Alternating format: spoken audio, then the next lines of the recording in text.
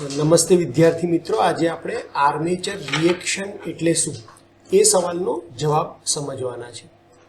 Armature reaction નામ ઉપરથી જ આપણને ખબર પડે છે કે આર્મેચરનું રિએક્શન એટલે કે આર્મેચરમાં જ્યારે કોઈક વસ્તુ વધારવામાં આવે ત્યારે એનું મેઇન સિસ્ટમ ઉપર શું રિએક્શન આવે છે એ આપણે જોવાના છીએ. આર્મેચર ક્યાં હોય છે? આર્મેચર એટલે રોટેટિંગ પાર્ટ, મશીનની અંદર જે પાર્ટ રોટેટ થાય છે એને આપણે આર્મેચર કહીએ છીએ. એટલે આર્મેચર ઉપર તમારા કંડક્ટર લાગેલા હશે. અહીંયા ફિગરમાં આપણે જોઈ શકીએ છીએ કે આ તમારું આર્મેચર છે જે રોટેટ થાય છે અને એની ઉપર કંડક્ટર લાગેલા છે. જ્યારે આ આર્મેચર કંડક્ટરમાંથી કરંટ તમે ફ્લો કરો છો, વધારે, ઓછો કરંટમાં વાંધો નથી, પણ જ્યારે તમે વધારે કરંટ ફ્લો કરો છો તો જ્યાં કરંટ હોય ત્યાં ફ્લક્સ પ્રોડ્યુસ થાય અને જ્યાં ફ્લક્સ હોય ત્યાં કરંટ હોય છે. આ નિયમ અનુસાર જ્યારે તમે આર્મેચર કંડક્ટરમાં કરંટ વધારો છો ત્યારે એની આજુબાજુ પણ ફ્લક્સ ડેવલપ થાય છે અને આ ફ્લક્સ તમારા મેઇન ફ્લક્સ ઉપર જે અસર કરે છે એને આર્મેચર રિએક્શન કહેવાય છે. મેઇન ફ્લક્સ કયો થયો? જે નોર્થ પોલમાંથી ફ્લક્સની લાઈન નીકળી અને સાઉથ પોલમાં જાય છે, આ છે તમારો મેઇન ફ્લક્સ. તો આ મેઇન ફ્લક્સ ઉપર આર્મેચરના ફ્લક્સની જે અસર છે એને આપણે આર્મેચર રિએક્શન તરીકે ઓળખીએ છીએ. એટલે અહીંયા જો ગુજરાતીમાં વાંચીએ તો આર્મેચર કરંટના કારણે ઉત્પન્ન થતા આર્મેચર ફ્લક્સની મુખ્ય ફ્લક્સ એટલે કે મેઇન ફ્લક્સના ડિસ્ટ્રીબ્યુશન, વહેંચણી પર થતી અસરને આર્મેચર રિએક્શન કહેવામાં આવે છે. બીજા શબ્દોમાં કહીએ તો આર્મેચર ફ્લક્સની મુખ્ય ફ્લક્સની ડિસ્ટ્રીબ્યુશન એટલે કે વહેંચણી પર થતી અસરને આર્મેચર રિએક્શન કહેવામાં આવે છે. એટલે એક વાત આપણને ક્લિયર થઈ ગઈ કે જો આર્મેચરમાં કરંટ વધારે હશે જે કન્ડિશનમાં, એ વખતે આર્મેચર ફ્લક્સ વધવાને લીધે એ કોઈક અસર કરતો હશે મેઇન ફ્લક્સ ઉપર, જેને આપણે આર્મેચર રિએક્શન તરીકે ઓળખીએ છીએ. તો કઈ અસર કરે છે? તો મેઇનલી આર્મેચર રિએક્શન એટલે કે આર્મેચર જે ફ્લક્સ છે એ મેઇન ફ્લક્સ ઉપર એની બે અસર થાય છે. પહેલી અસરનું નામ છે ડીમેગ્નેટાઇઝિંગ અસર. ડીમેગ્નેટાઇઝિંગ નામ જ સજેસ્ટ કરે છે કે ભાઈ મેગ્નેટાઇઝિંગ એટલે તમારો ફ્લક્સ વધે, જ્યારે ડીમેગ્નેટાઇઝિંગ એટલે ફ્લક્સની વેલ્યુ ઘટે. એટલે આને કારણે એટલે કે આર્મેચર રિએક્શનના કારણે મેઇન ફ્લક્સમાં ઘટાડો થાય છે. અને બીજી અસર છે ક્રોસ મેગ્નેટાઇઝિંગ અસર, એટલે કે તેના કારણે મુખ્ય ફ્લક્સ અસ્તવ્યસ્ત થાય છે. આની અંદર પણ થોડુંક પહેલાં બેઝિક જોઈ લઈએ કે આર્મેચર રિએક્શનને સમજવા માટે તમને ખબર હોવી જોઈએ કે ભાઈ એક જીએનએ કરીને છે, જીએનએ કરીને લાઈન, જેને આપણે જીઓમેટ્રિકલ ન્યુટ્રલ એક્સિસ તરીકે ઓળખીએ છીએ અને તે પોલ અક્ષિસને લંબ હોય છે એટલે કે પરપેન્ડિક્યુલર 90 ડિગ્રી એંગલ ઉપર હોય છે.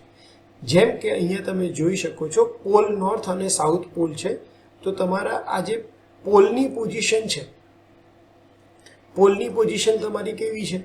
તો કે એ હોરિઝોન્ટલ છે. તો આને 90 ડિગ્રી ઉપર તમે જીઓમેટ્રિકલ ન્યુટ્રલ એક્સિસ એટલે જે જીએનએ તરીકે ઓળખાય છે એને આપણે કન્સિડર કરીએ છીએ. એવી જ રીતે બીજું આવે છે MNA એટલે કે મેગ્નેટિક ન્યુટ્રલ એક્સિસ. તો મેગ્નેટિક ન્યુટ્રલ એક્સિસ એ ફિલ્ડ એક્સિસને લંબ હોય છે એટલે કે પેરેલલ, અને હંમેશા આપણા જે બ્રશ છે એ MNA પર હોય છે. એટલે અહીંયા જો તમે જુઓ તો આ તમારી ફ્લક્સની લાઈન અત્યારે હોરિઝોન્ટલ છે, એના ઉપર એની 90 ડિગ્રી લઈએ, લંબ લઈએ તો અહીંયા તમારા મેગ્નેટિક ન્યુટ્રલ એક્સિસ કહેવાશે. અને આ જ એક્સિસ ઉપર આપણે બ્રશ મૂકીએ છીએ જેથી કરીને આપણને સ્પાર્કલેસ કોમ્યુટેશનની પ્રોસેસ મળે. હવે અત્યારે પહેલી ફિગર જો તમારે, કારણ કે એક્ઝામમાં આ ફિગર ખાસ ડ્રો કરવાની હોય છે એટલે આ ત્રણે ત્રણ ફિગર ધ્યાનથી સમજી લો.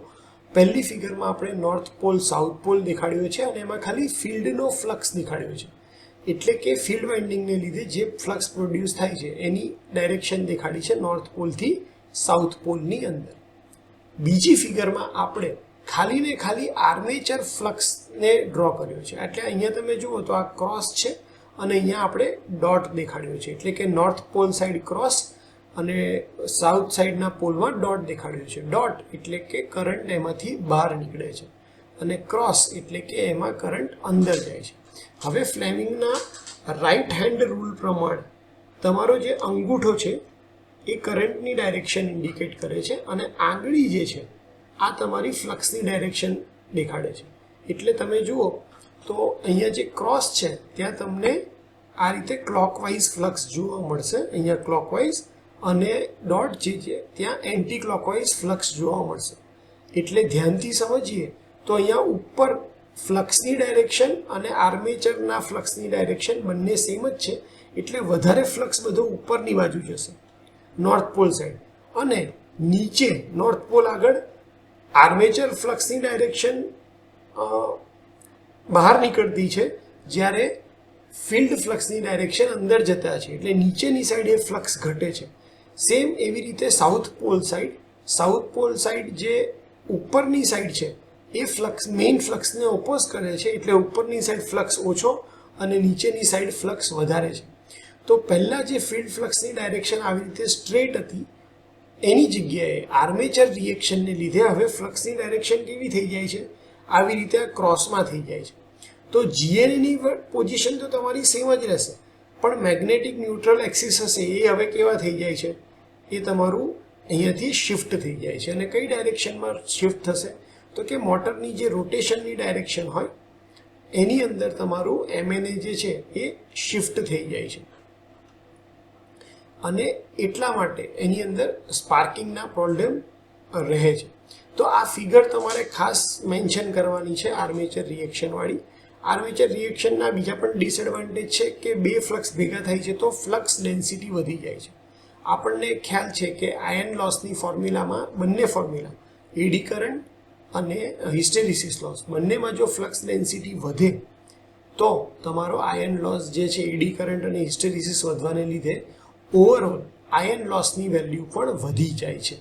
તો આર્મેચર રિએક્શનને લીધે એક તો આયન લોસની વેલ્યુ વધી જાય છે, બીજું કે તમારો ઓવરઓલ ફ્લક્સ ઘટવાને લીધે જે ઈએમએફ પ્રોડ્યુસ થતો હોય છે એ ઓછો થઈ જાય છે, અને તમારો ફ્લક્સ યુનિફોર્મ વહેંચાવાની જગ્યાએ આવી રીતે ક્રોસ મેગ્નેટાઇઝ પણ થઈ જાય છે, જેને લીધે તમારો મેગ્નેટિક ન્યુટ્રલ એક્સિસ પોતાની જગ્યાએથી થીટા એંગલથી શિફ્ટ થઈ જાય છે.